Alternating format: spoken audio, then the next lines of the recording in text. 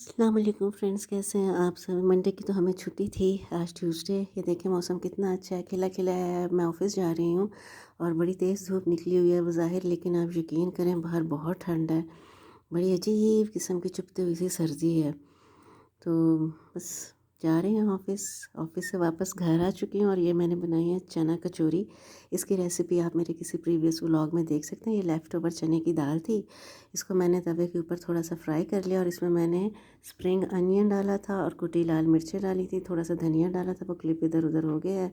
ये dry ingredients है, अजवाइन, नमक और कुकिंग ऑयल मैदे में डाले हैं।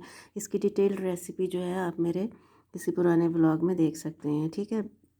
बस हमने इसी की चने की दाल की स्टफिंग करके इसको हल्का सा बेल लिया और फ्राई कर लिया।